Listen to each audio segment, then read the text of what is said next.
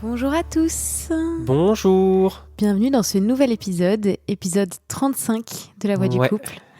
Et aujourd'hui, on vient avec un Dr Love. Ouais. Alors, pour remettre un petit peu en contexte de cet épisode, au moment où on est en train d'enregistrer, moi, je vais être en complet freestyle. J'ai pas vu du tout vos questions. C'est pas moi qui les ai choisies, c'est Johan qui les a sélectionnées. On les a toutes prises quasiment sur celles. Je crois qu'il en a pris pas mal, parce qu'elles étaient toutes bien. Enfin, beaucoup étaient très bien. Ouais. Et elles sont toutes bien dans l'absolu, mais je veux dire, c'était vraiment très intéressant. C'était hyper pertinent, quoi.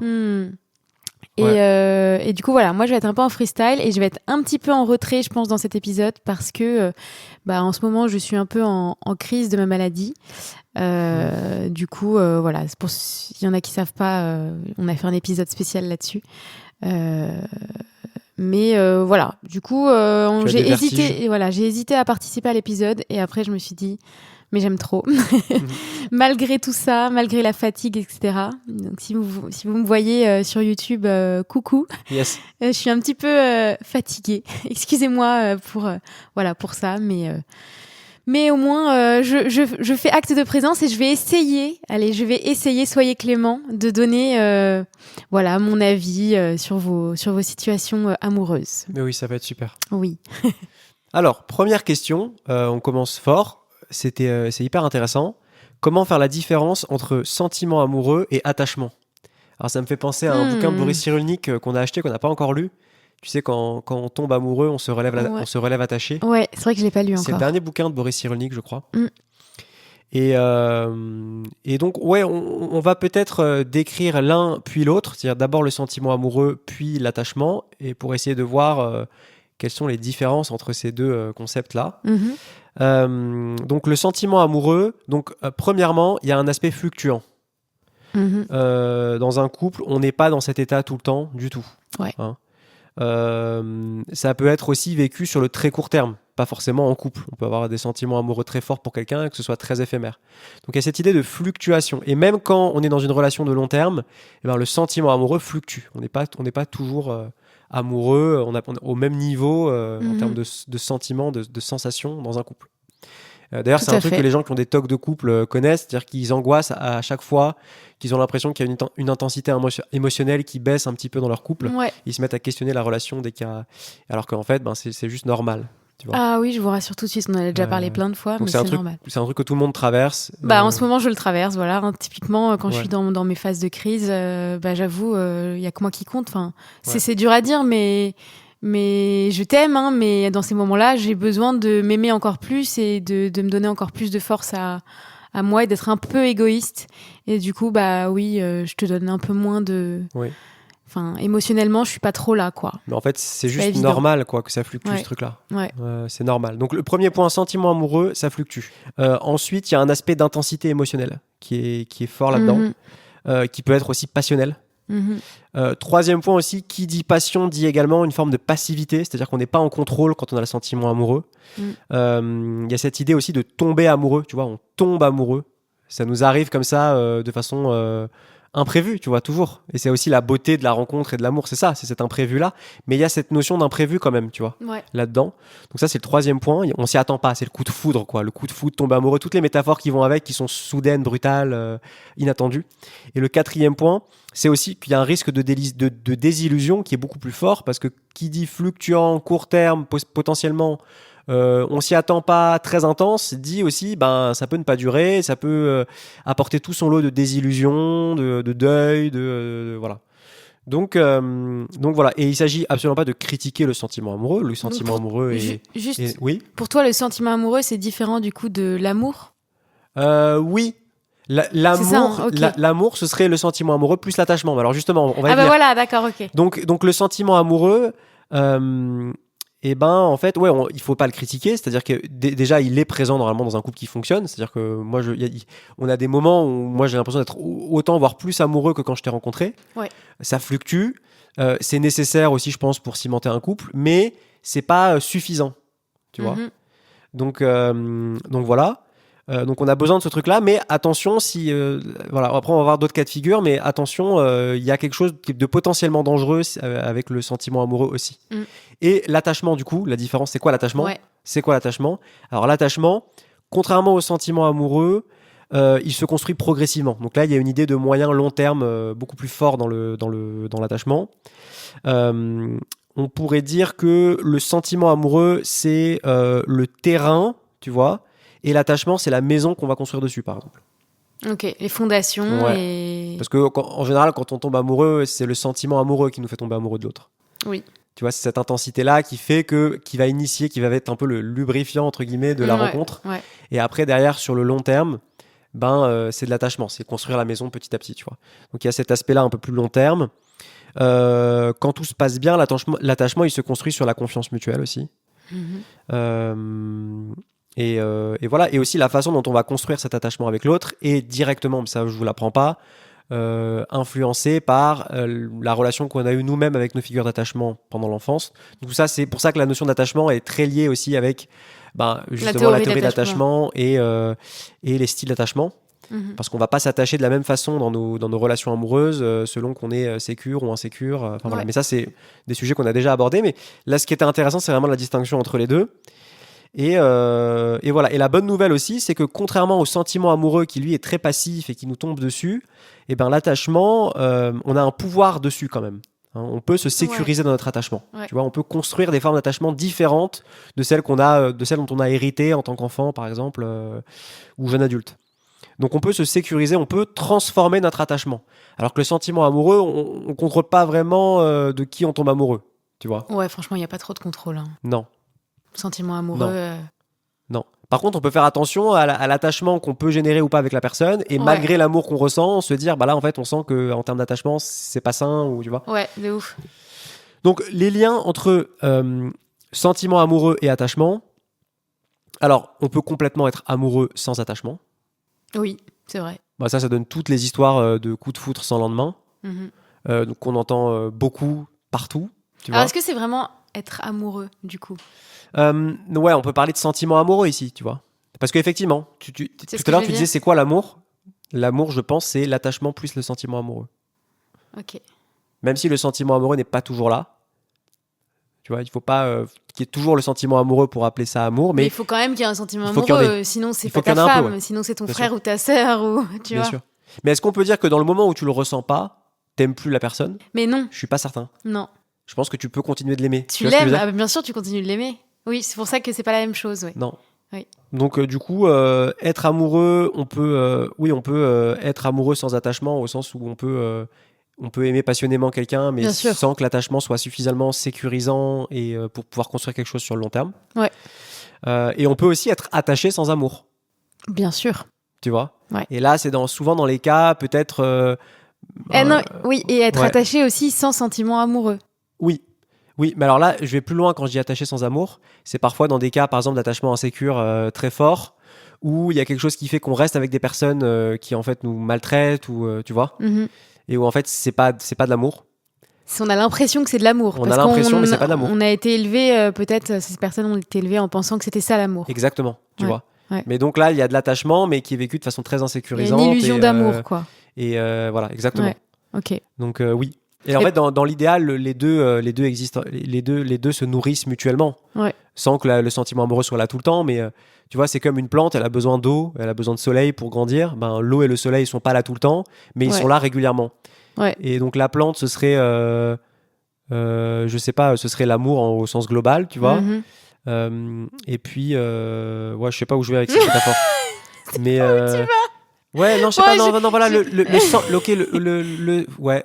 En fait, on peut le voir de plusieurs manières. On peut voir effectivement le soleil et la pluie comme étant le sentiment amoureux qui va permettre à la fleur de grandir, même sans être là tout le temps, mais de façon cyclique quand même. Il y a une présence de sentiment amoureux qui l'entretient.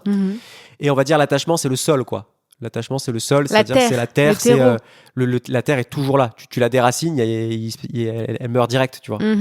Donc l'attachement, c'est le terreau, et le soleil, la pluie, ce sont les éléments du sentiment amoureux qui sont pas là tout le temps. On en a besoin pour nous maintenir à flot, mais ça peut ne pas être là tout le temps du tout, tu vois. Mais on en a besoin quand même de ranimer ce truc-là régulièrement pour faire grandir la plante. Elle est pas mal la métaphore en vrai. Elle est pas mal. Mais moi, tu vois, je visualise souvent, tu vois, ces vieux couples.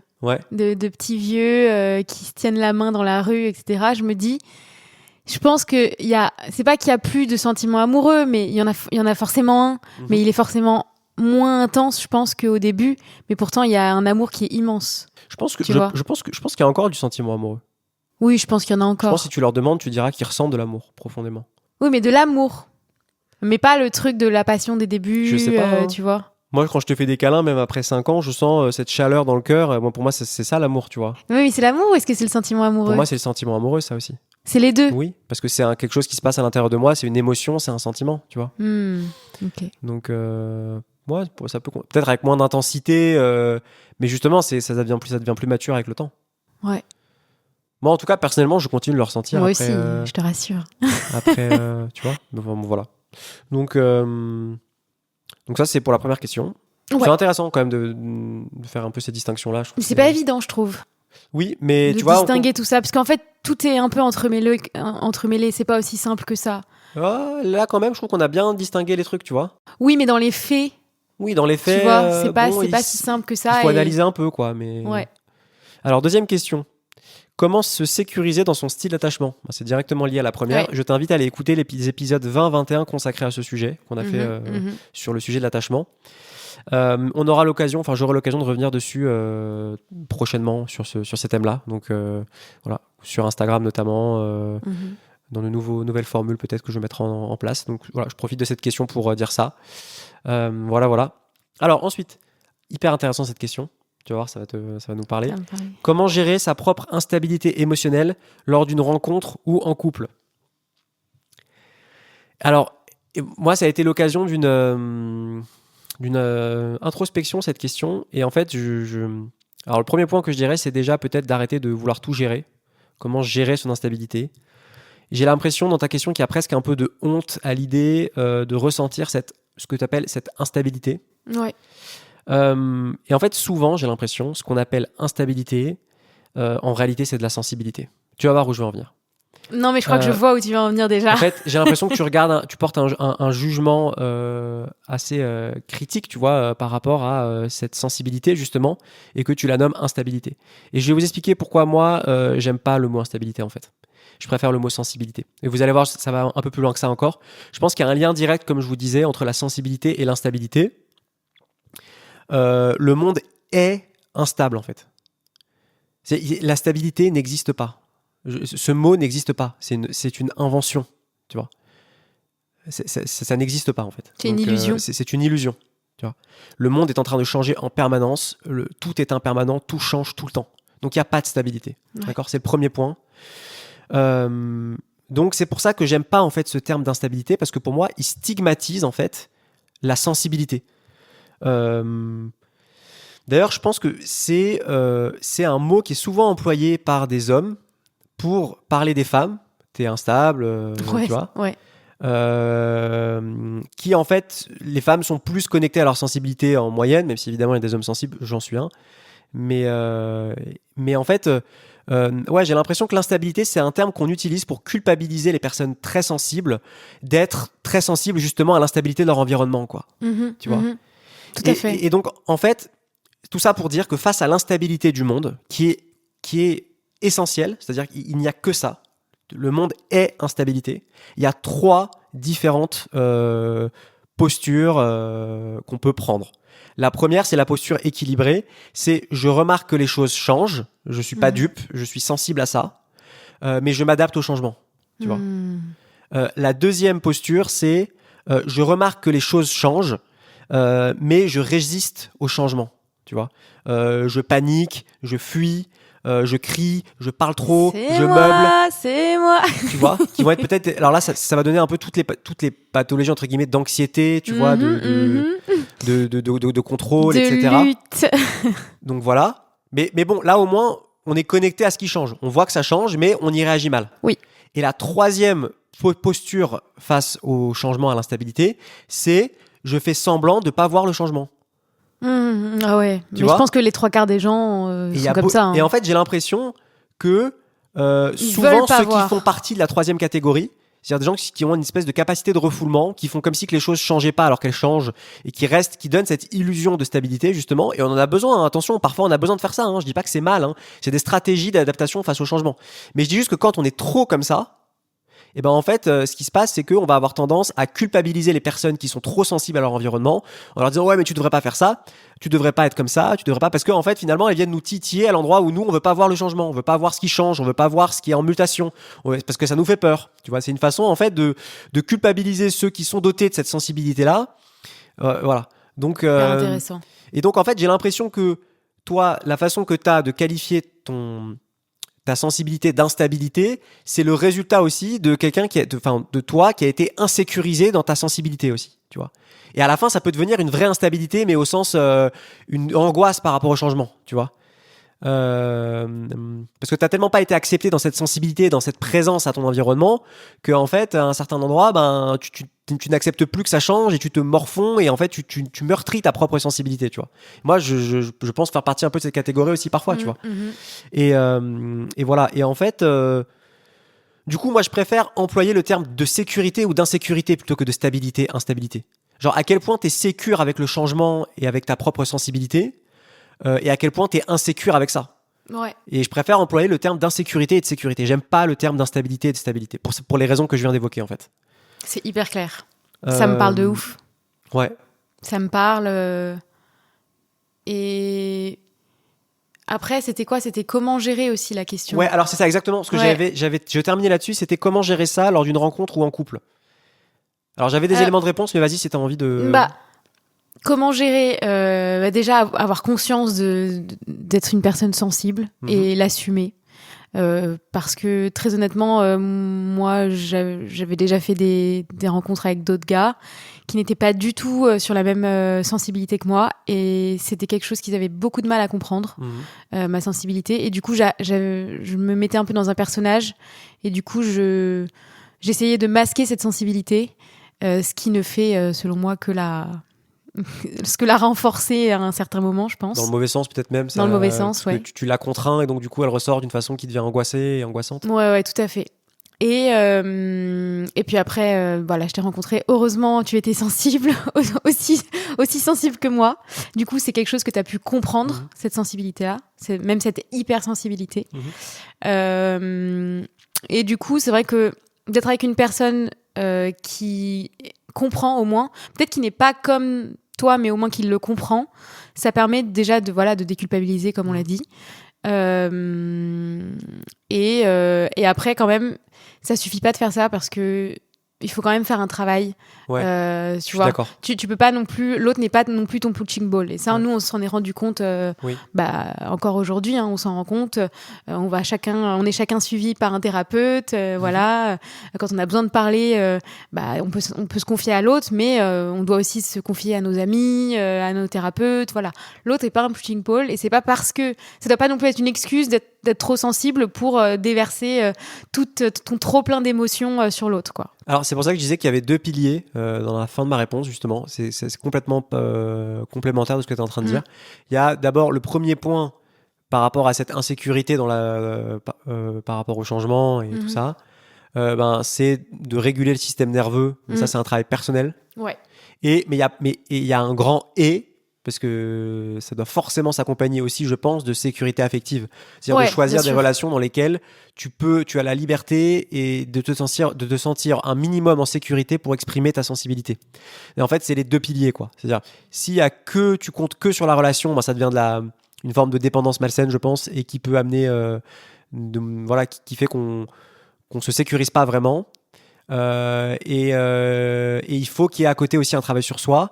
En fait, les deux se nourrissent ensemble, quoi. Et on a aussi besoin de cadres relationnels sécurisants pour exprimer cette sensibilité. Et on en manque cruellement, je trouve, aujourd'hui. Et c'est très précieux quand tu peux avoir une amitié ou même un couple. Alors ça, c'est génial, où tu peux vraiment exprimer cette sensibilité, tu vois. Ouais. Alors, c'est pas facile tous les jours. Nous, on est un couple avec deux hypersensibles. Je peux vous dire, à la maison, parfois, c'est pas rose, hein. Parfois, non, franchement, c'est pas évident. Parfois, il y a des moments où c'est difficile, etc. Parfois, mais je préfère ça plutôt que le déni, en fait. Je préfère ça qu'un espèce de déni de non, tout va bien, on fait semblant que les choses vont bien. Au moins, c'est vivant, quoi. Tu vois. C'est vivant, mais il faut assumer aussi que ça peut être lourd à porter. Ouais. Et la sensibilité, c'est un don à double tranchant. Voilà, il faut être prêt à ça, quoi, parce que quand on est deux à vivre ce truc-là, ça décuple un peu tout ça, et c'est pas évident à vivre tous les jours, quoi. Ouais. Effectivement, des fois, on a des semaines entières où c'est sombre, quoi. Ouais. Mais il faut traverser à deux et des fois un peu seul et des fois un peu avec l'autre et avancer comme ça, quoi. Ouais. De toute façon, on peut pas faire autrement. Donc à un moment, je veux dire, quand t'es sensible, on est comme ça, on va pas se changer. Il n'y a pas 40 chemins. C'est-à-dire, soit cette sensibilité, tu la laisses exister et donc il y a des moments de down importants et tu les traverses. Soit tu fais semblant que ça n'existe pas et tu somatises et tu fais des maladies et tu. Ce que j'ai tendance à faire. Donc voilà, hein. On fait tout ça à un certain égard parce que notre société n'accueille pas l'hypersensibilité du tout. On est dans une espèce de rythme guerrier hyper intense tout le temps. C'est pas tellement fait pour. Il n'y a pas tellement d'espace d'accueil de notre sensibilité et de repos à cet endroit-là. Donc c'est pas évident en fait. C'est pas évident. C'est un équilibre à trouver. Je pense que moi je mettrais peut-être une vie à le trouver. Toi aussi, on ne sait pas, on verra. Ouais. Mais au moins, on est sur le chemin pour essayer de trouver cet équilibre. Mais voilà, ne pas non plus tomber dans l'excès inverse, trop plein émotionnel et on fait rien pour réguler ses émotions. Voilà, il y a quand même des techniques aujourd'hui qui existent, qui fonctionnent quand même pour la régulation émotionnelle. Donc, je t'invite quand même à aller travailler sur tes émotions. Oui, tout à fait. Alors, comment apprendre à se laisser aimer ? Alors là, je vais analyser ce truc-là, cette question, avec l'angle de la Gestalt, qui est mon école thérapeutique en tant que thérapeute. Il y a un truc derrière qui est de l'ordre des interdits de contact. Alors, c'est quoi les interdits de contact ? C'est beaucoup de personnes qui portent, et peut-être tu te retrouves là-dedans, parce qu'il y a cette idée-là de ne pas se laisser aimer, des traces de leur histoire où se laisser toucher, recevoir, être vulnérable n'est pas un endroit sûr. Donc il y a quelque chose à cet endroit de contact là avec l'autre, avec soi, où c'est pas safe, où donc du coup on se retire d'un contact possible.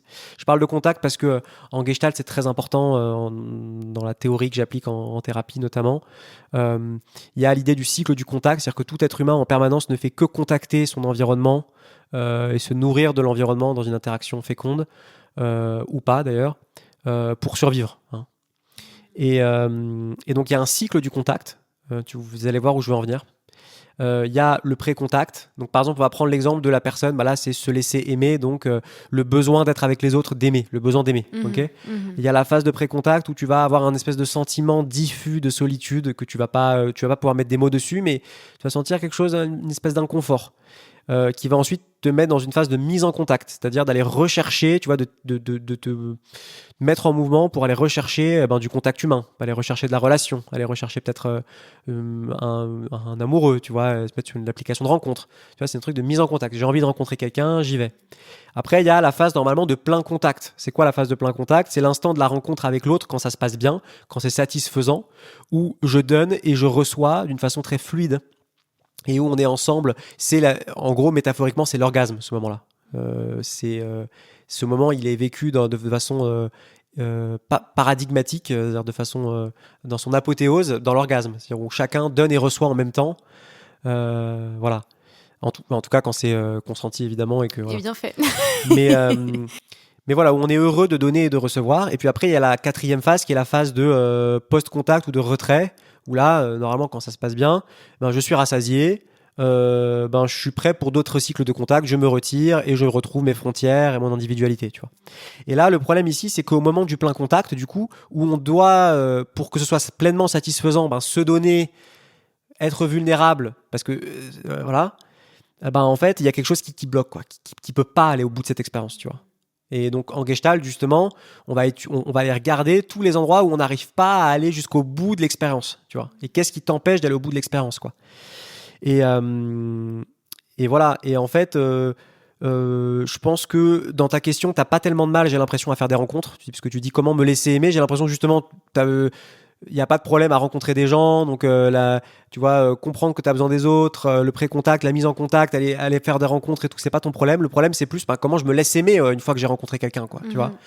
Et donc ça se joue à ce niveau-là, à ce niveau du plein contact.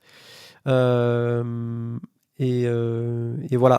Donc ça va plus loin que simplement être capable de rencontrer les autres, c'est comment j'arrive à me montrer vulnérable dans la relation, C'est à cet endroit-là que ça bloque. Et le problème, c'est qu'en se coupant de cette vulnérabilité-là, on se coupe aussi de la joie immense d'être en contact, d'être en communion avec l'autre. Et tu vois, c'est comme dans les arts martiaux.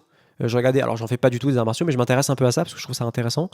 Et tu sais, je vois des pratiquants d'arts martiaux qui disent, en fait, tu peux pas attaquer de façon dangereuse l'autre si tu n'acceptes pas de te prendre un coup, si tu rentres pas dans la zone d'insécurité où tu risques de te prendre un coup, tu vois. Ouais. Et ça me fait penser un peu à ça, c'est-à-dire tu peux pas pleinement jouir si tu rentres pas dans une zone d'insécurité à un endroit où tu sais pas si ça va bien se passer ou pas, tu vois, ou si cette espèce de vulnérabilité là, si tu ne peux pas l'épouser, tu peux pas aller au bout du contact. Moi, je pense que c'est une femme. C'est une femme qui a J'ai posé la l'impression, question. oui, il me semble que c'était une femme. Je pense que c'est une femme qui a dû, dans le passé, être confrontée à des hommes ou des femmes, hein, je ne sais pas, qui ont peut-être balayé d'une main sa vulnérabilité, ou alors s'en servir peut-être pour ensuite la retourner contre elle et lui faire du mal. Et c'est vrai que quand il y a des schémas comme ça qui sont perpétués, c'est difficile, je pense, après de redonner sa confiance. Ouais. Mais en fait, il faut le faire. Mais il faut le faire en étant plus détaché, du coup, dans un premier temps, je pense. Alors, je vais te dire, je vais même aller encore plus loin que ce que tu es en train de dire. Pour moi, dans un premier temps, ça c'est limite la fin du boulot. Ok. Je pense que dans un premier temps, et c'est ce qu'on fait en thérapie, en Gestalt, c'est qu'on va aller regarder, déjà mettre de la conscience aux endroits où je m'interromps dans le lien, tu vois. Tout ce que je fais pour pas me laisser aimer, justement, et mettre de la conscience là-dessus. Et même en séance, on revit ce truc-là aussi souvent dans la relation thérapeutique. C'est-à-dire la personne qui a du mal à se laisser aimer, elle va peut-être avoir du mal à se laisser être vulnérable face au thérapeute, etc. Ouais, et ce qu'on va faire, c'est qu'on va surtout pas enfreindre ces résistances-là. On va simplement les explorer. On va dire, ah ok, mais qu'est-ce qui se passe à cet endroit-là, tu vois. Qu'est-ce que tu fais pour ne pas te montrer vulnérable? C'est quoi? C'est de l'ironie, c'est beaucoup parler, la fuite. Ouais, tu vois, beaucoup ou alors parler. inversement, ou de l'hyper-rationalisation. Tu te coupes de ton ressenti et tu commences à analyser les trucs. Le contrôle. Qu'est-ce que tu fais pour pas te laisser aimer, tu vois. Et déjà, peut-être quitter son corps, peut-être qu'il y a un truc comme ça aussi. Ouais. Exactement. Et du coup, déjà, aller regarder ce qui se joue dans le présent quand tu ne te laisses pas aimer, c'est déjà la clé de mettre de la conscience là-dessus. Avant même de commencer à parler de gagner confiance, déjà, qu'est-ce que tu fais, en fait. Et parfois, on n'a pas le plus souvent, on n'a pas conscience de ça, en fait. C'est des automatismes, tu vois. Ouais. Et le simple fait de mettre un peu de conscience là-dessus, déjà, c'est très libérateur, en fait, parce que tu sais que tu es en train de faire ça, tu vois. Et même le fait d'en parler, de pouvoir l'expérimenter dans un cadre thérapeutique sécurisant, c'est incroyable. Et c'est pour ça que moi je crois dans cette méthode absolument, c'est que pour moi il n'y a rien d'autre à faire que ça. Aller regarder à l'endroit justement où on n'est pas à l'aise, tu vois. Et si on peut aller l'explorer suffisamment en sécurité et en tout cas mettre de la conscience dessus, je suis sûr qu'à un certain moment ça peut se débloquer. En tout cas c'est la première étape, tu vois. Enfin, moi, c'est vraiment en tout cas mon approche, tu vois. Ouais. Ouais. Et je pense qu'il y a aussi un truc de... Ouais, il y a un truc de danger à se laisser aimer. Ouais. Tu vois. Ouais, c'est clair. Et c'est ok, hein. Et c'est ok. Ça vient pas de nulle part, hein. Ouais, complètement. Ouais. Ok. Alors maintenant, pourquoi est-ce... Bon, vous allez voir pourquoi je vous ai parlé du cycle du contact, parce qu'en fait, il y a plein de questions après qui s'y rapportent. Donc je vais vous souvenez le cycle du contact qui va jusqu'au plein contact, et voilà. Pourquoi est-ce si difficile pour moi quand nous ne sommes pas d'accord avec mon conjoint? Bah là, tu vois, tout à l'heure, je te disais qu'il y avait un problème à l'endroit du plein contact, c'est-à-dire on n'arrive pas à être en plein contact parce qu'on n'arrive pas à se montrer vulnérable. Là, le problème, il se joue pas au niveau du plein contact, parce que j'ai l'impression que tant que tu es d'accord avec ton conjoint, tout se passe de façon merveilleuse, et dès qu'il y a un désaccord, ça marche plus. Donc j'ai l'impression que ça se joue après, à la phase de retrait. Il y a quelque chose chez toi qui a du mal à accepter que vous êtes deux individus différents dans un couple avec des envies différentes, des besoins différents. Donc là, il n'y a pas de mal, j'ai l'impression, à être dans l'aspect fusionnel, ça se passe bien, dans l'aspect on est ensemble, etc. Ouais. Alors là, c'est très bien. Et justement, c'est ce qui vient après ça, où on est à nouveau deux individus distincts avec nos frontières et tout. Et là, ça pose problème. Donc là, on est plus dans la phase de... Là, il y a plus un problème dans la phase de retrait. Ouais, tu vois. Je vois. Dans le côté diffusion, dans le côté comment je cultive mon autonomie pour ne pas m'identifier en permanence aux besoins de l'autre et cultiver mes propres besoins, tu vois. Ouais. Donc la notion de frontière d'autonomie à recouvrer, parce que en fait... Oui, c'est ça finalement la réponse, hein, je pense. Oui. C'est la question, c'est pourquoi tu as besoin d'être tout le temps d'accord avec lui. Voilà. Est-ce que c'est une question... vital, c'est aussi un truc de limite, tu vois, un truc de... Complètement. C'est une QDL, c'est ça, une question de limite. Est-ce que derrière ce pourquoi, il y a un truc hyper important, par exemple, il veut des enfants, j'en veux pas. Alors là, excusez-moi, c'est normal que dès que vous abordez le sujet, ça pète parce qu'il y a quelque chose du besoin profond qui est pas en accord, et c'est un truc quand même important si vous vous projetez ensemble. Et dans ce cas-là, oui, ça s'entend, et bon, bah, je te conseille de prendre des décisions et de pas trop attendre le changement de l'autre. Donc soit il y a une volonté, voilà, de changer l'autre aussi sur un truc hyper profond, soit c'est des trucs pas très importants. Ouais. Et là, t'as simplement besoin, voilà, de faire tes trucs de ton côté et de lâcher un peu la grappe, quoi. Et de vous lâcher la grappe, quoi. Ouais, c'est très juste. Ouais, c'est derrière le pourquoi, quoi. C'est pourquoi. C'est quoi les sujets qui te questionnent tant, quoi. Mais là, j'ai l'impression que c'est la façon dont c'est formulé. Pourquoi est-ce si difficile pour moi quand nous ne sommes pas d'accord? J'ai l'impression que c'est un peu plus global que simplement des gros sujets, tu vois. J'ai l'impression que c'est un truc. Oui, et même les petites disputes, quoi. Ouais, c'est ça. Mais effectivement, c'était intéressant de faire la distinction entre Parfois, ces sujets-là. Parfois, on ne sait pas. On reste sur des trucs raison. un peu superficiels, mais derrière, il y a un truc beaucoup plus profond. Hein. Qui ne se dit pas. En général, c'est ça. Hein. Ouais. Alors, je n'ai jamais été aussi heureuse que dans ma relation. J'ai peur de bouger quelque chose, de parler de ça à mon mec. De lui parler, j'ai pas compris la question. Le simple fait de lui dire qu'elle a jamais été aussi heureuse que ça, elle a peur que ça brise quelque chose. Tu vois? Ok. Et en fait, donc j'ai envie de te dire, on va revenir à la question à une ou deux questions avant là. C'est un peu pareil. Tout change. Tout change. Et le meilleur moyen de tout faire foirer dans une relation, c'est de pas accepter ce changement. Donc en fait, t'as jamais été aussi heureuse. Peut-être que ça changera. Peut-être que lui était pas prêt à accueillir ce truc-là. J'en sais rien, mais en tout cas. En tout cas, si c'est le cas, dis-le, parce que c'est quelque chose de plutôt beau. C'est pas comme si tu lui disais oh là là, j'ai jamais été aussi malheureuse. Alors, en fait, moi, je vois deux trucs. Soit tu sens qu'il y a quelque chose qui ne peut pas se confier sur cet endroit-là, parce qu'en fait, il y a un truc du genre j'ai peur qu'il fuit si je commence à lui dire. Je pense que c'est ça qu'il y a derrière la question. Si je commence à lui dire ça, etc. Ouais. Qu'ils prennent peur que ce soit trop sérieux et qu'il se casse. Je pense que c'est pour ça qu'elle ose pas lui dire. Ouais. Écoute, si c'est vrai, ben tant mieux, parce qu'en fait, ça voudra dire que c'était pas une personne bien pour toi, en fait. Ouais. Donc ça, c'est le premier point. Et ensuite, si c'était pas le cas et que c'était juste une peur, bah, tu seras contente de l'avoir traversée. Donc voilà, ça me paraît important. Et puis il y a des manières de dire les choses, tu vois. Est-ce que tu lui dis que t'es très heureuse juste pour lui dire que t'es très heureuse et que t'es heureuse que cet homme fasse partie de ta vie et que c'est génial ce que vous vivez, ou est-ce que tu ressens ce besoin de lui dire que t'es heureuse parce qu'il y a un truc un peu que tu veux contrôler du coup. Ouais. Tu vois, derrière, il y a souvent ça aussi, tu vois. Ouais, je vois très bien ce que tu veux dire. Il y a un peu ça dans l'énergie de la question, je suis d'accord. Il y a un truc que tu veux garder entre tes griffes, alors tu veux absolument lui prouver que t'es heureuse, ou tu vois, il y a peut-être cette énergie-là aussi derrière. Ouais. Et là, effectivement, n'importe qui, ça peut prendre peur, tu vois, si tu vas avec cette énergie-là. Tu vois ce que je veux dire ? Ouais, si c'est un début de relation et que t'es tout de suite en mode je te retiens dans mon filet en te disant que je suis la plus heureuse et que si tu m'abandonnes, ce sera horrible. Il peut y avoir un truc, si la personne en face, elle est un peu évitante ou qu'elle n'est pas très réceptive à ce genre d'énergie, ça peut faire fuir, effectivement. Peut-être que c'est ça que tu ressens justement là-dedans. Et peut-être que c'est ça que tu ressens. Donc, bon, après, voilà, on peut pas. Ça sert à rien de se faire trop de films. Aussi. Ouais, je veux juste, dire, si t'es heureuse, tu lui dis. C'est ça, et si puis... t'es heureuse, tu lui dis, quoi. Puis c'est tout. Hein. Ouais, je pense. Mais c'est juste, voilà, il peut y avoir des différentes énergies derrière ça. Mais là pareil, ça parle de la diffusion. Hein. C'est-à-dire, tant qu'on vit le truc sans en parler très bien, mais en fait, j'ai peur de ce qui pourrait arriver si on sortait de cette étape de bonheur, là. Tu vois, il y a un peu ce truc-là. Oui, ça veut dire qu'elle aussi, elle est peut-être pas prête. Il y a un truc, j'aimerais que le bonheur, il dure toute la vie, tu vois. Il y a ce truc-là derrière, tu vois. Oui. Ouais, spoiler alerte, dans un couple, t'es pas heureux tout le temps. Tu vois. Oui. Tu vois ce que je veux dire ? Ça bouge dans tellement. Dans tous les cas, ton bonheur, il va fluctuer puisque tout change. C'est ce que je disais au début de la question. Tout change. Donc en réalité, tu peux rien lui dire. Dans tous les cas, affronte ce truc-là. Je pense vraiment que c'est important. Ouais. J'avoue. Que faire face à la peur de perdre l'autre et à la difficulté de supporter son absence ? On est exactement dans le même cas de figure aussi là.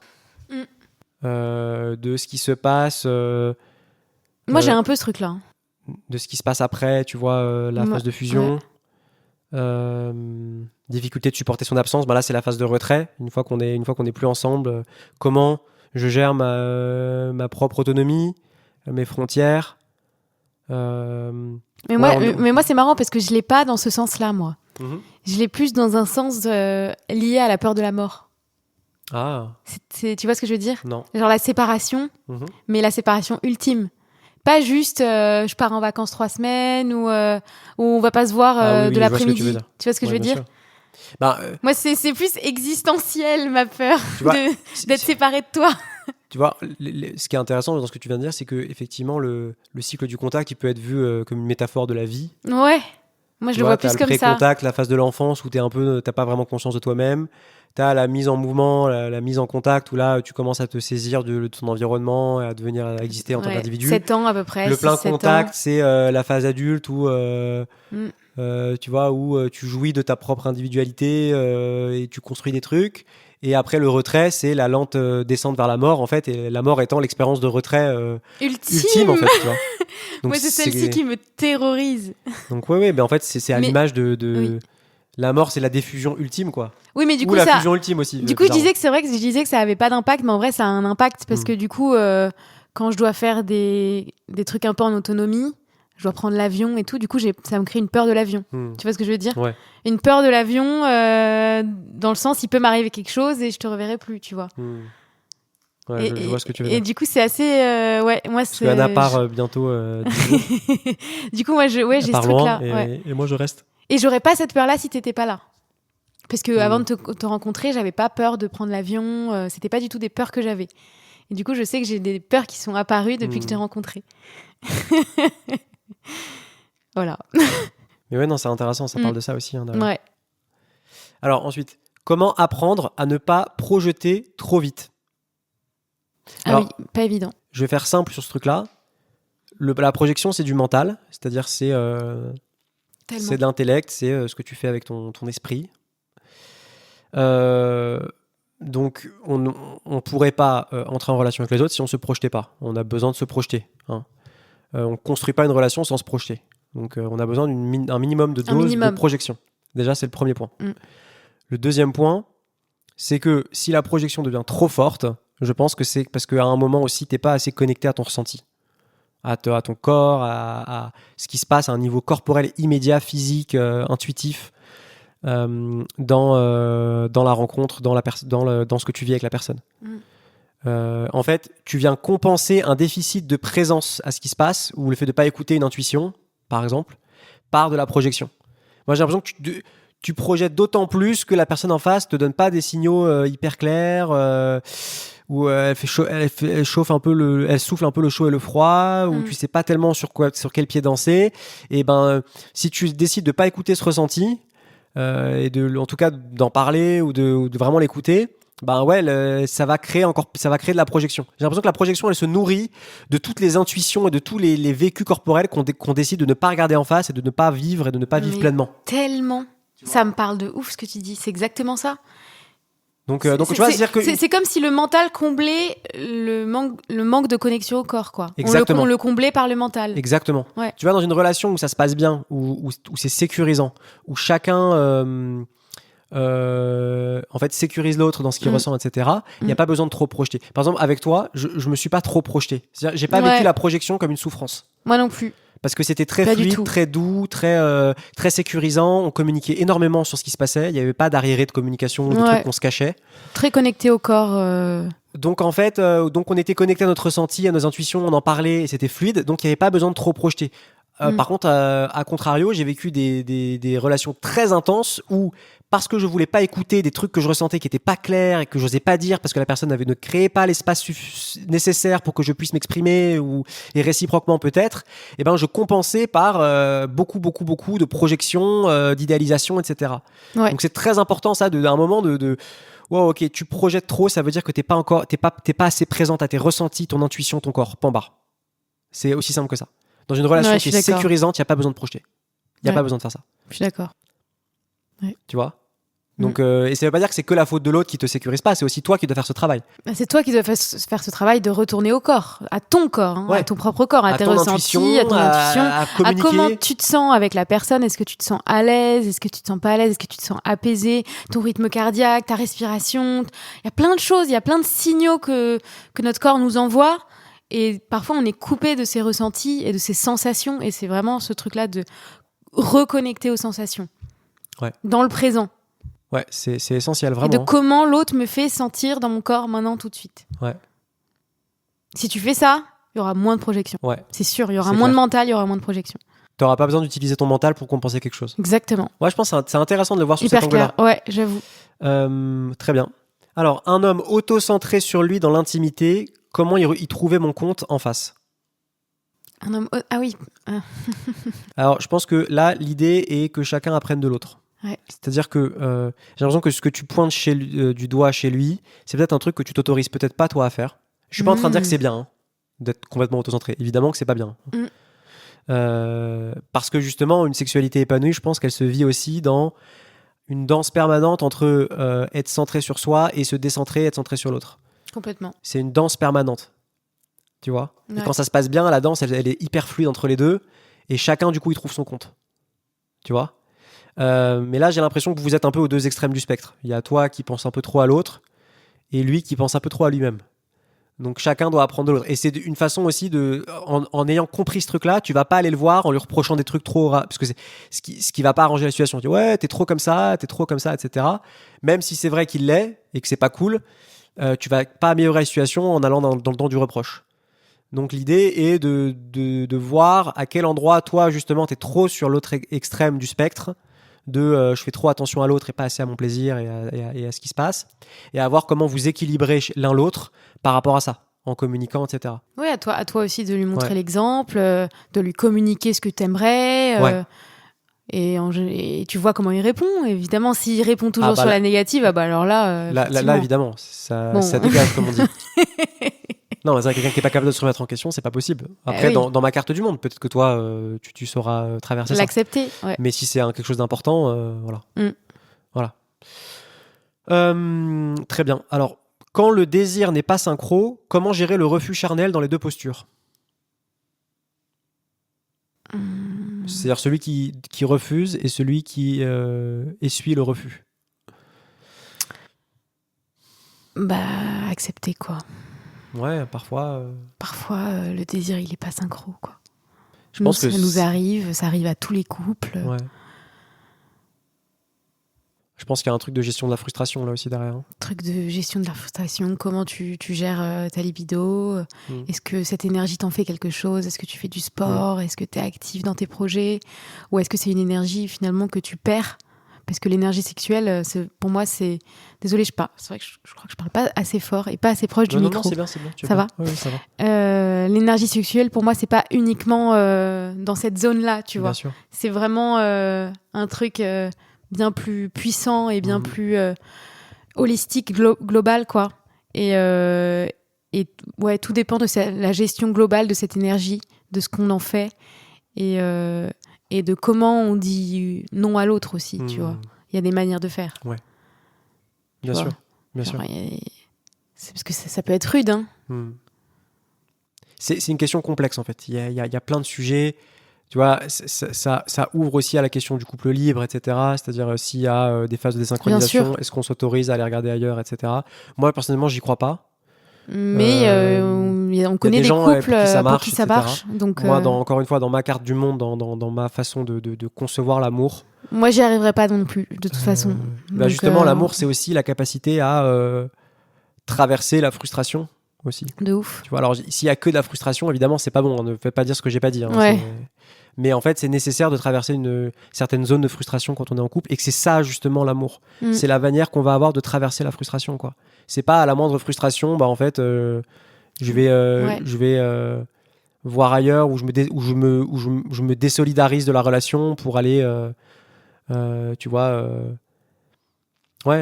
voilà, moi j'ai vraiment ce point de vue là sur la question, mais après encore ça, c'est une vision, c'est une vision très, à moi, nous c'est notre vision, mais elle est elle est très personnelle. Et j'accepte complètement, même en tant que thérapeute, que ce soit pas la vision des autres. Et ça peut tout à fait être différent.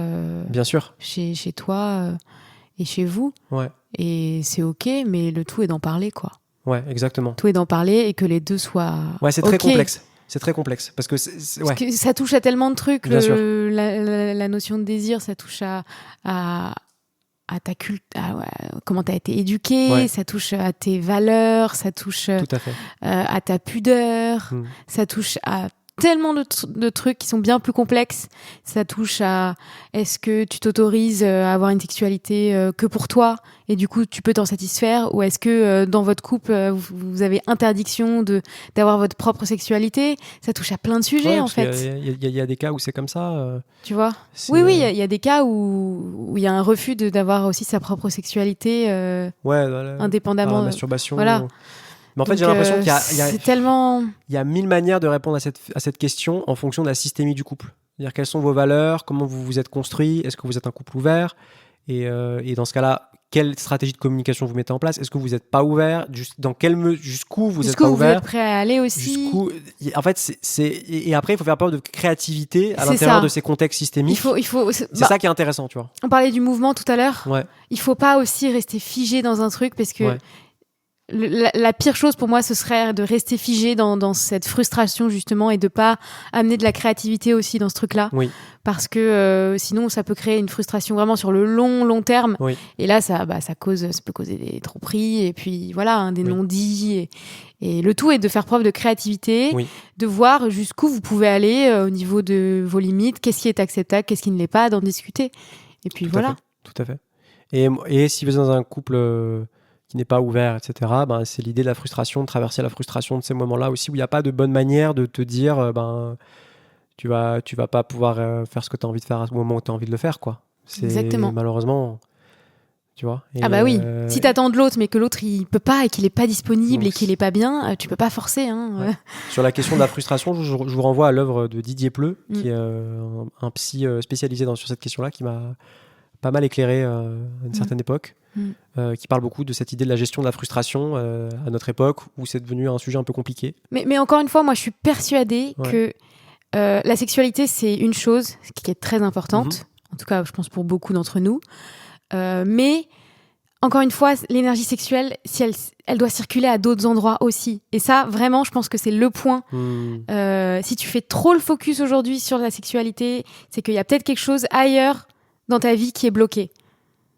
Très juste. Tu vois. Très juste. Et on en a déjà parlé dans des épisodes. Dans l'épisode précédent d'ailleurs. Parce que vraiment, c'est vraiment important. Parce que la frustration, elle peut sauter de plein de manières, quoi. Épisode tu vas 34, voir des potes, tu sors, tu t'es épanoui et puis ça te suffit en fait. Tu peux être pleinement satisfait et pleinement heureux aussi, tu vois. Et inversement, des blocages à d'autres niveaux du couple peut entraîner une frustration au niveau sexuel et un blocage à ce niveau-là. On en a déjà parlé, mais vraiment, voilà, l'énergie sexuelle est une énergie globale. Voilà, c'est pas uniquement lié au sexe. C'est la vision jungienne de la chose avec laquelle je suis la libido, c'est l'énergie vitale en fait. C'est l'énergie vitale. Donc allez voir où cette énergie vitale, elle est bloquée quoi dans vos vies.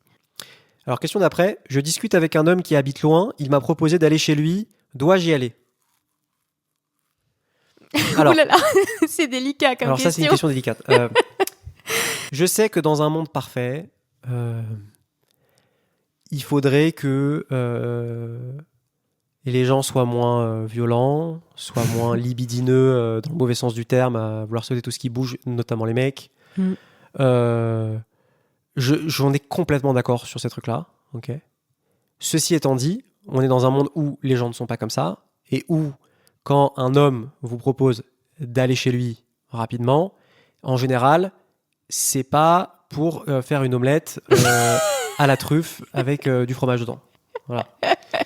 Et en fait, on peut passer toute notre vie à dire que c'est pas que c'est une façon implicite de demander quelque chose sans le dire, et que en fait il faudrait qu'on ait la liberté une fois à l'intérieur. Que je suis tout à fait d'accord avec vous. C'est-à-dire dans l'idéal, on pourrait se dire ouais mais non, en fait j'y vais.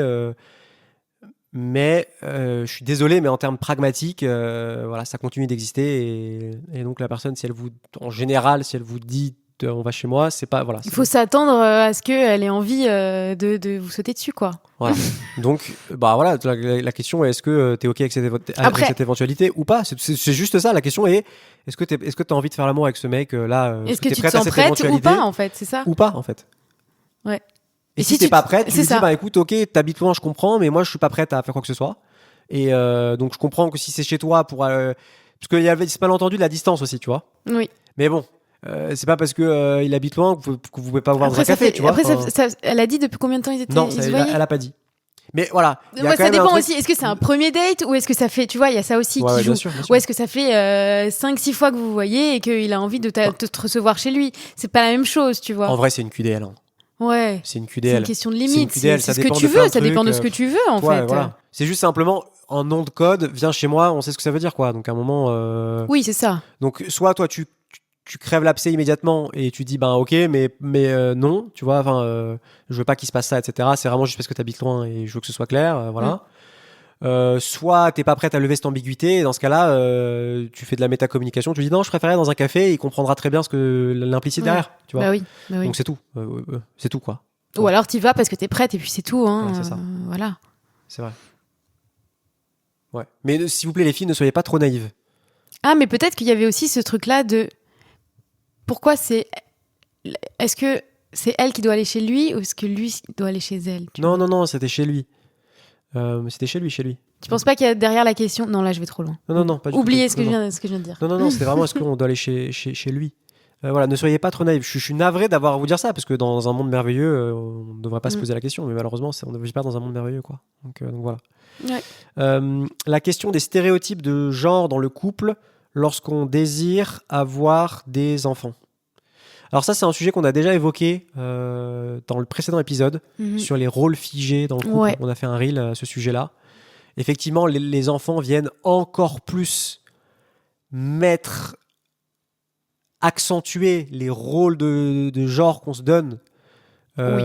Encore plus parce que le mec qui avait déjà cette truc de se perdre dans son boulot et d'oublier un peu la vie domestique, quand il va avoir un gosse, ça va le venir appuyer encore plus sur cette dimension de son truc. Donc en fait, ça va ne faire que renforcer ce qui existe déjà, mais qui est déjà à l'état latent ou même qui existe déjà un petit peu je pense. avant. Tu vois. Donc l'enfant, il vient, je pense... Je pense que c'est un miroir grossissant de tous les trucs qui ont été mis en place avant. Ouais. Des rôles dans lesquels on est figé, etc. Ça veut pas dire qu'il n'y a rien à faire après, hein. Justement, tout peut changer encore. Et parfois, je pense qu'il peut même y avoir des fois l'inverse qui se passe. En vrai, il n'y a pas de règle. Mais généralement, nous, on n'a pas d'enfants. Mais de ce qu'on peut observer un petit peu autour de nous, de nos parents, etc., généralement, c'est souvent un miroir grossissant, hein, le fait d'avoir des enfants. C'est clair. Donc, ouais. C'est clair. Alors, ensuite, autre question. Est-il normal de se sentir en paix avec l'idée de rester célibataire toute sa vie ? Beaucoup disent que l'amour implique des compromis et des sacrifices, mais pour moi, les compromis n'ont de sens que dans une co-création authentique où chacun s'accepte totalement sans chercher à changer l'autre. Alors oui, mais non, tu peux... Alors, est-il normal de se sentir en paix avec... Moi, déjà, j'ai l'impression que si tu me poses la question et que tu écris un pavé comme ça, c'est que t'es pas au clair. Mais oui, mais idée, moi, c'est ce que j'allais dire. Malheureusement. Désolé, je pense que c'est dur à entendre. Mais je suis pas en train de dire qu'il faut être en couple absolument. Je dis juste que là, l'énergie que tu mets dans ta question, il y a vraiment un truc... Alors, il y a deux trucs contradictoires. En fait, il y a un truc qui est très absolutiste. C'est paradoxal. Tout est absolutiste dans ta question. Ouais. Il n'y a pas de juste milieu. Oui. Je suis à l'aise avec l'idée de rester célibataire toute ma vie. Mais une vie, c'est long. Tu sais pas ce qui peut arriver demain. Encore une fois, tout change. Donc arrêtons de décréter des trucs pour toute notre vie comme ça, s'il te plaît. Tu te fais pas du bien ni à toi ni aux autres. Oui. Premier point. Tu peux dire pour le moment. T'as tout à fait le droit pour le moment de pas avoir. Pour le moment, t'as pas envie d'être en couple. Mais tu peux parler maintenant, ou tu vois, ou dans les 6 prochains mois, j'en sais rien, à la rigueur, même pas. Tu sais pas. Bon, bref. Sur les 6 prochains mois, t'as quand même une visibilité. Mais là, c'est toute la vie, quoi. Genre vraiment de se sentir en paix avec l'idée de rester célibataire toute sa vie. Bah après, elle a le droit. Hein. Elle a le droit. Non, mais tu peux pas décréter un truc pareil. Tu peux te sentir en paix avec cette idée-là, je suis d'accord, mais c'est trop absolutiste. Par contre, tu peux pas savoir ce qui va se passer, ça c'est sûr. Tu peux pas savoir.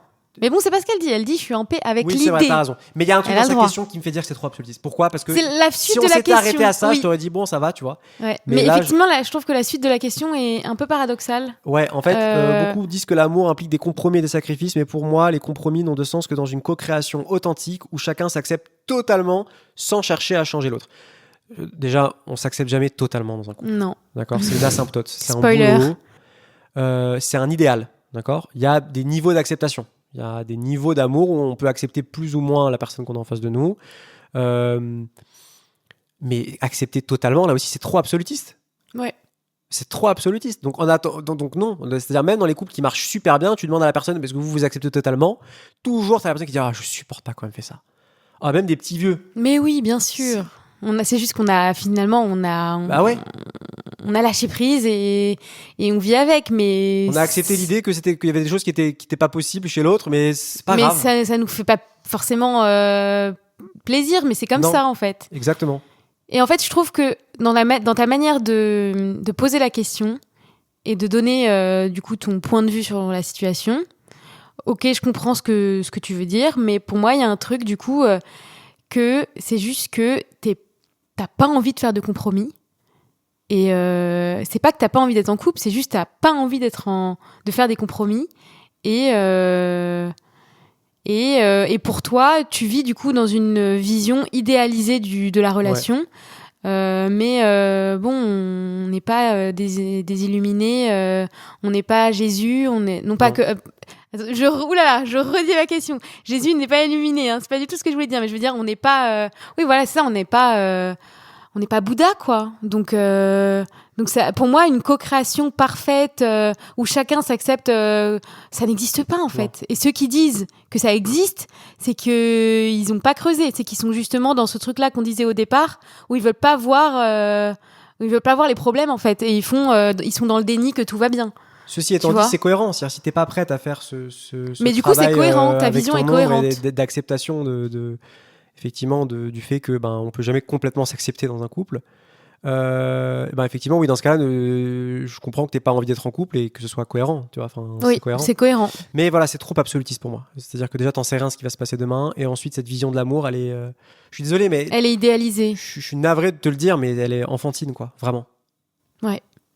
Ouais, il y a un truc un petit peu comme ça. C'est. Ouais. C'est la fin du conte de fées. C'est pas un conte de fées. C'est tous ceux qui ont vécu suffisamment longtemps avec quelqu'un dans un même espace, en concubinage ou en mariage ou quoi que ce soit. Il n'y en a aucun qui te dira ouais, j'accepte totalement l'autre, quoi. Ça n'existe pas, en fait. Et une co-création, pour moi, c'est justement ça. C'est de co-créer avec ce qui va pas. Ouais. Pour l'alchimiser. Ouais. Avec ce que tu n'acceptes pas chez l'autre aussi. Hein. Et avec ce que l'autre te renvoie de toi-même. Qui est inacceptable, que tu veux pas regarder. Que tu veux pas aller regarder chez toi-même et que tu dois alchimiser, justement. Ouais. Pour moi, c'est ça le truc. C'est justement à cet endroit-là, à l'endroit où l'autre vient vraiment me titiller, là où ça fait le plus mal.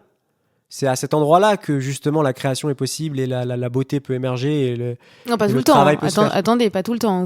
On vous dit pas de vous mettre avec quelqu'un qui vous fait souffrir. Hein. Non, bien sûr. Mais tu vois ce que je veux dire. Non, mais je vois ce que tu veux dire.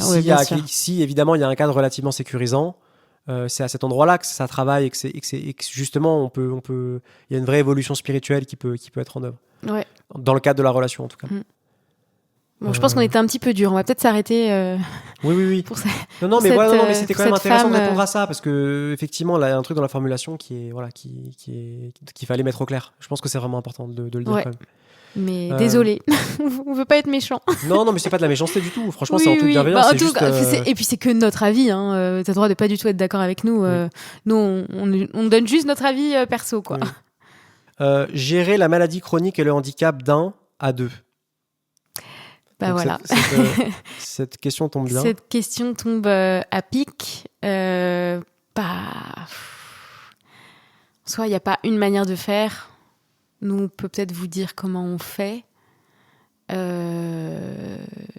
Généralement, dans une maladie chronique, déjà, c'est pas la même chose qu'une grippe. Une maladie chronique, c'est fait de phases de ça va bien, mieux en tout cas, et de phases de down et ça va pas, et des phases de crise, quoi. Donc déjà, rien que dans la gestion de la maladie, et puis il y a un truc de chronicité, donc sur le long terme. Mais déjà, rien que de savoir comment ça fonctionne, déjà, le fonctionnement de la maladie, je trouve que déjà, c'est hyper important que le conjoint soit au courant de c'est quoi les éléments déclencheurs, en quoi l'autre n'est pas responsable, mais en quoi on a peut-être co-créé justement cette situation où la crise est de nouveau arrivée, tu vois. Du coup, se poser la question, bon là, qu'est-ce qui s'est passé ? Pourquoi on est retombé dans une crise ? Qu'est-ce qu'on pourrait faire la prochaine fois pour éviter de se mettre dans cette situation ? C'est vraiment un truc qu'il faut travailler seul quand on est malade, donc voir ce qui nous trigger, etc. Mais très honnêtement, une fois qu'on est dans la crise, après, c'est juste des câlins et accepter. Ouais.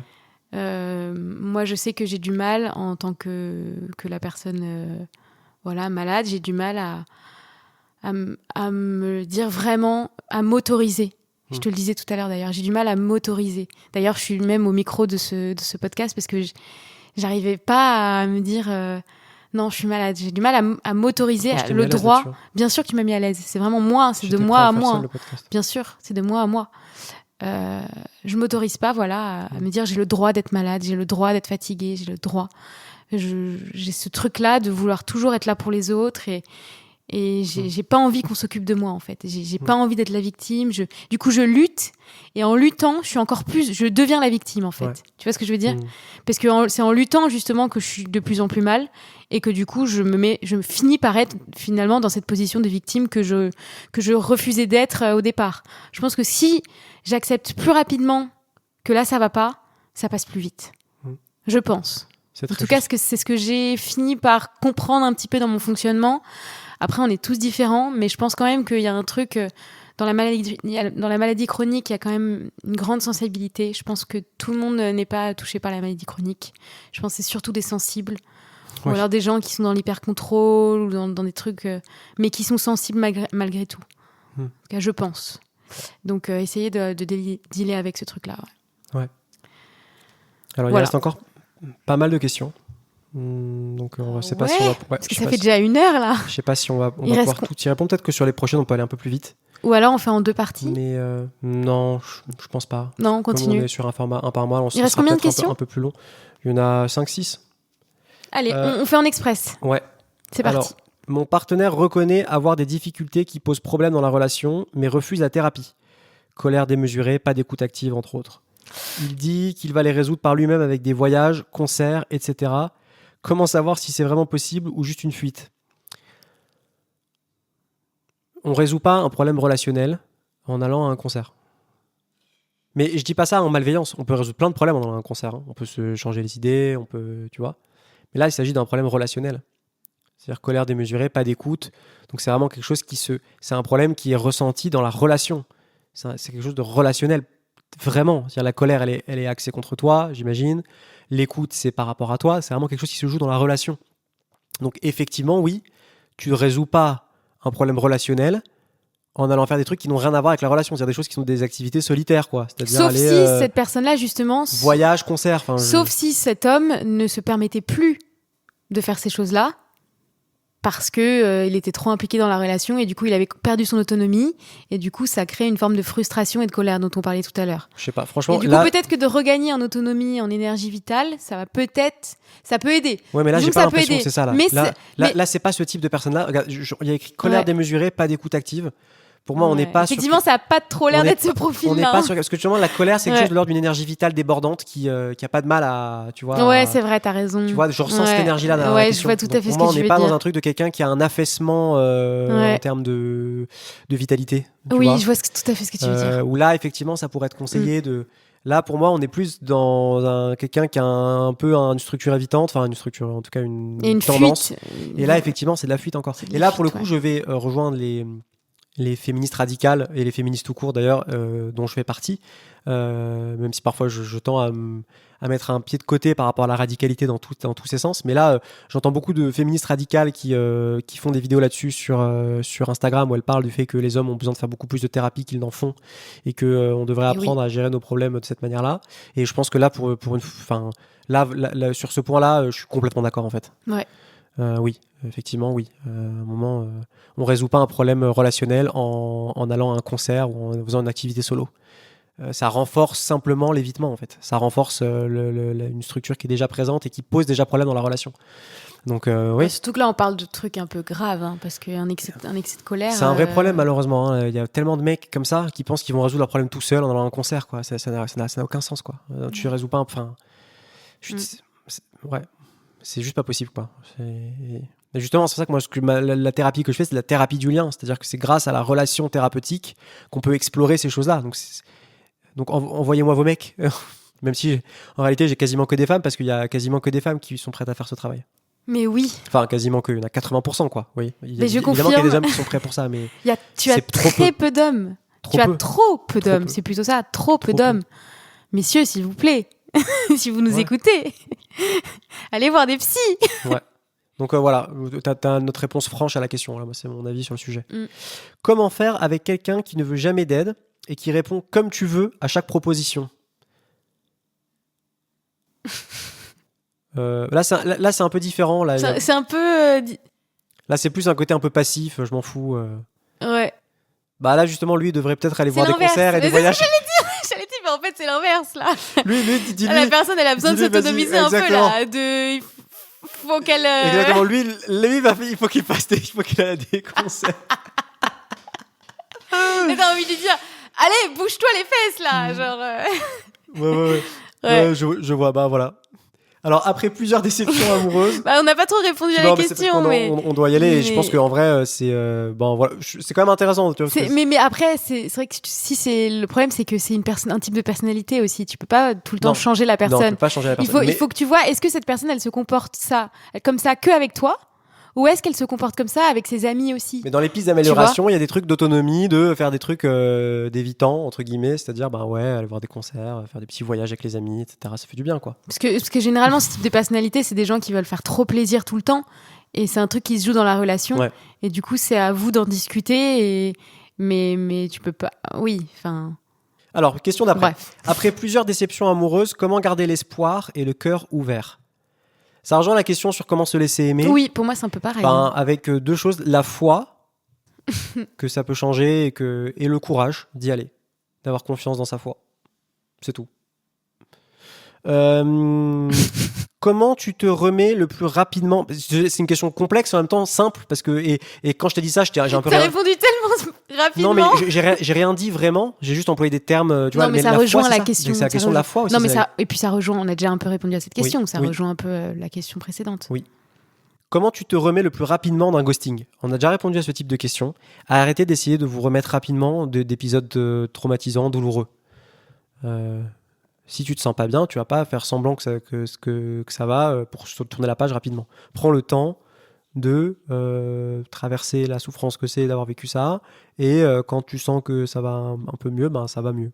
Mais ne prends pas l'espèce de tangente là. Ouais, je suis d'accord. De refouler l'émotion parce qu'il faut se remettre en selle, et parce que c'est comme ça. Et parce que... Non, prends le temps qu'il faut pour te remettre de ça. En fait. Si ça doit prendre une semaine, ou si ça doit prendre une nuit, ou si ça doit prendre quelques un mois, prends le temps qu'il faut pour traverser cette émotion pleinement. Hors deuil pathologique, où là ça peut s'éterniser sur 10 ans, mais où là on va être carrément presque dans de l'érotomanie ou des choses comme ça. Mais je pense pas qu'il s'agit de ça là. Il s'agit juste simplement de dépasser quelque chose de douloureux. Quoi. Il s'agit de traverser l'émotion de tristesse, de douleur, de culpabilisation peut-être, de honte, de je sais pas ce qu'il y a derrière cette émotion, mais de la ressentir dans le corps, et de la traverser, et de la digérer, et de l'alchimiser. Voilà, pour pouvoir passer à autre chose. Très bien dit. Très bien dit. Il reste quelques questions. Il y en a une où il y a un petit développement, et après ce sera très rapide. Comment faire pour sortir d'un schéma qui se répète ? Quand on connaît son schéma, ses blessures, son enfance, ce qui s'est passé avec ses parents pour en arriver là, tomber sur des hommes indisponibles. comment, alors que tout notre système nerveux a baigné dedans pendant 15 ans étant enfant, comment changer de pattern pour être attiré par des hommes différents? Alors, le premier point, c'est que j'ai fait une vidéo là-dessus récemment sur Instagram. Comprendre n'est pas suffisant. Hein. On peut comprendre, on peut passer, savoir qu'on tombe sur des hommes pas disponibles et comprendre les causes qui conditionnent ce comportement-là ne libère pas en soi. Hein. C'est une connaissance. Tu vois, c'est pas quelque chose d'incarné, c'est pas une expérience. Voilà. Donc du coup, ça se joue pas au niveau intellectuel, ce truc-là. Ça va se jouer, je pense, hein, dans l'expérience vécue, dans ce qu'on va vivre vraiment pour transformer ça. Donc voilà, en fait, en réalité aussi, le schéma, c'est pas seulement une idée, parce qu'on a tendance à intellectualiser, à dire ouais, je tombe que sur des mecs comme ça, etc. C'est pas juste une idée qui crée un truc comme par magie. C'est des comportements inconscients aussi qu'on met en place. C'est le corps en fait qui agit de telle manière. Qui agit d'une manière qui, mais c'est-à-dire c'est concret, c'est très concret, et c'est pour ça, c'est ce que je vois en thérapie, c'est ça. C'est pour ça que la Gestalt et ma façon de pratiquer la thérapie qui est éminemment relationnelle, c'est on se base sur le présent de la relation thérapeutique, ce qui se passe maintenant, pour voir mais qu'est-ce qu'on est en train de faire là, qu'est-ce qu'on est en train de recréer et qu'est-ce que tu fais là en ce moment qui va créer ces patterns, tu vois. Qu'est-ce que tu es en train de faire, tu vois. Qu'est-ce qui t'attire chez une personne? Qu'est-ce qui t'attire pas justement dans ma manière de faire parce que moi je suis pas comme ça et que moi je suis pas fuyant, par exemple, tu vois. Qu'est-ce qui fait que ça te dégoûte peut-être même?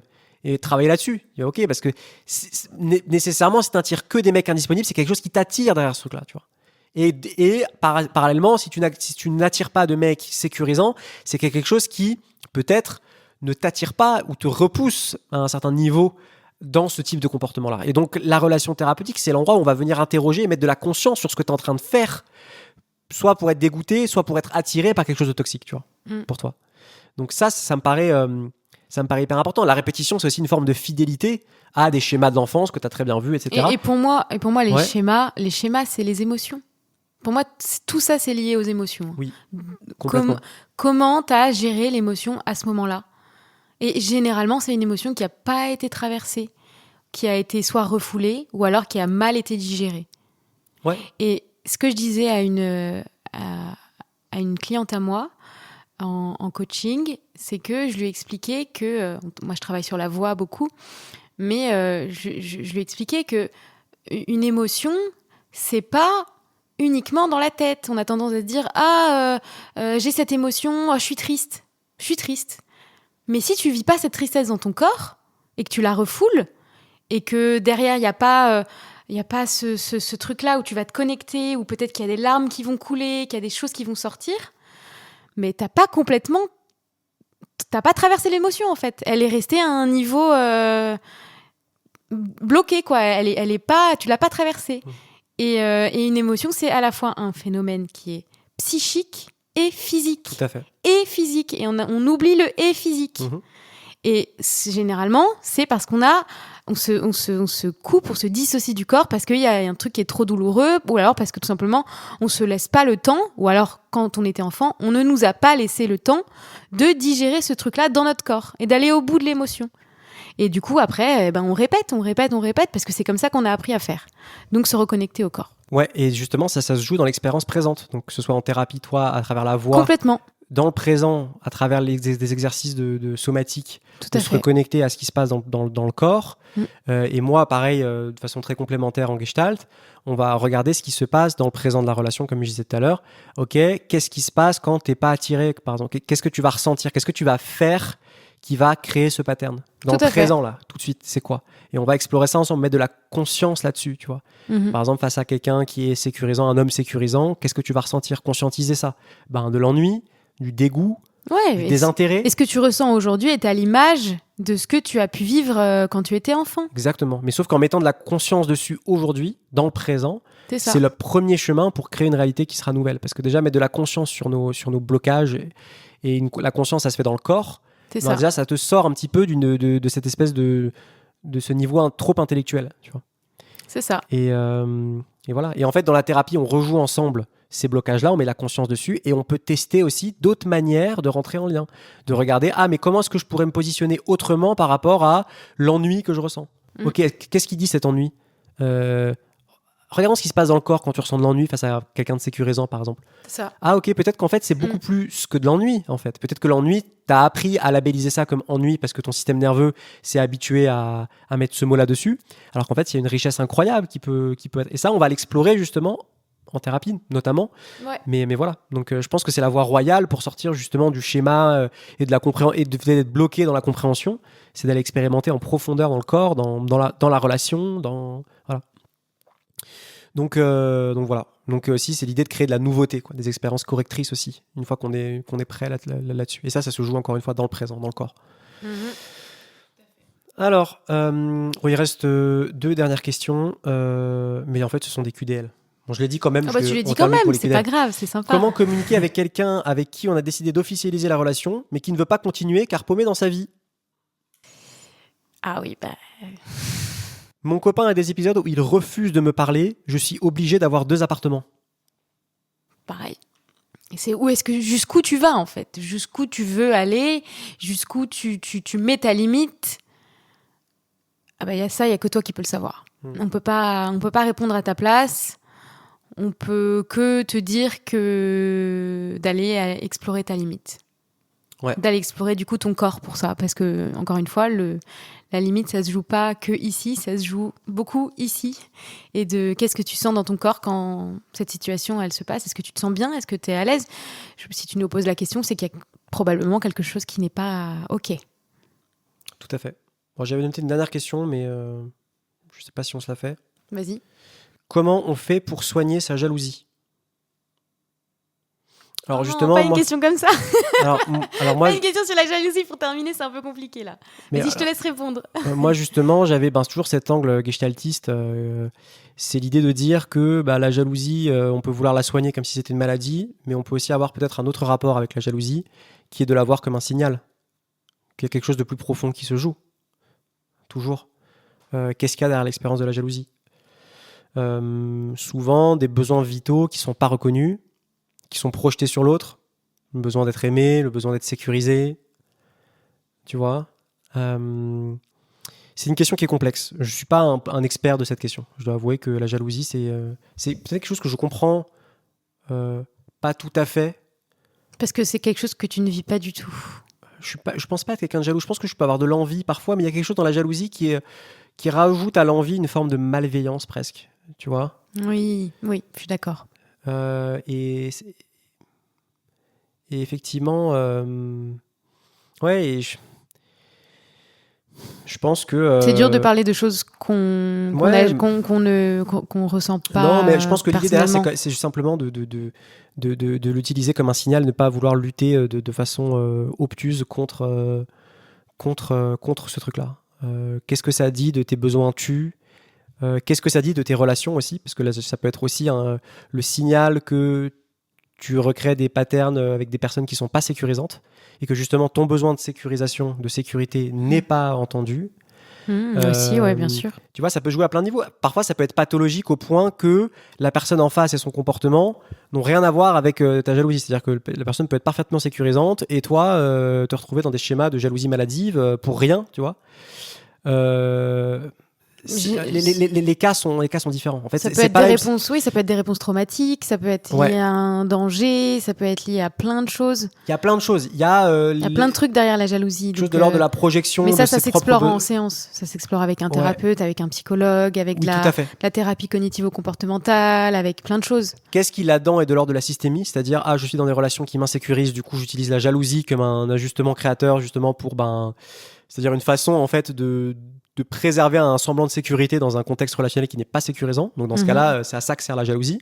Mais la jalousie, ça peut aussi être une projection complète par rapport à des traumas d'enfants qui font que même dans une situation sécurisante, on se sent pas en sécurité. Et dans ce cas-là, il faut aller travailler à un autre niveau peut-être. Donc c'est souvent peut-être aussi un peu de tout ça en même temps. Donc c'est une question qui est vaste. C'est pour ça aussi que je disais que je sais pas. Bien sûr. Mais voilà, c'est quelque chose qui s'explore en séance parce que aucune jalousie ne ressemble à une autre. Il y a des choses qui sont différentes. Bien sûr. Donc, c'est l'histoire du patient. Ouais, tout à fait. On arrive au terme de ces questions. L'épisode est un peu long, mais je trouve qu'on est allé bien en profondeur. Je suis content de cet épisode. Ouais. Moi aussi. Merci, j'ai réussi quand même à apporter mon petit grain de sable. C'était super. Désolée, j'ai une petite voix aujourd'hui. Moi qui prône les grandes voix, voilà. La mienne était calme. C'était très bien. Et reposée, à moitié reposée du coup. Merci pour vos questions en tout cas, c'était très riche, franchement il y avait des questions passionnantes. Franchement je trouve que les questions étaient trop bien. Ouais, tout était intéressant, ça nous a permis de développer peut-être des aspects qu'on n'avait pas développés ou alors pas sous ces angles-là jusqu'à présent. Donc merci pour tout ça, on va continuer là-dessus. C'est super Dr Love, ça m'avait manqué, j'ai pris beaucoup de plaisir à faire cet épisode. Moi aussi, parce que du coup moi c'était très spontané, j'ai rien eu à préparer, j'ai adoré. Pour rien vous cacher, moi j'ai fait ça... en 1 heure, juste avant l'épisode, c'était très spontané et donc du coup, c'était aussi très agréable à faire. Donc, tout à fait. Et n'hésitez pas à nous dire si cet épisode vous a plu. Oui. Si c'est le cas, n'hésitez pas à nous envoyer un petit DM sur Insta, à en parler autour de vous, à liker cet épisode et à partager aussi le podcast à votre entourage. Oui. À nous suivre potentiellement si vous voulez découvrir nos têtes sur les réseaux sociaux, si c'est pas déjà fait. Yoann Guez, YOA2NGUEZ. Et moi, moi c'est Anna Guez. Voilà. H-A-2-N-A-G-U-E-Z. Et voilà, on est sur Insta, Facebook. Voilà, c'est à peu près tout, je crois. Ouais, c'était Yoann et Anna pour le podcast La Voix du Couple. On vous embrasse et on vous dit à très bientôt. Ciao, ciao. Ciao, ciao.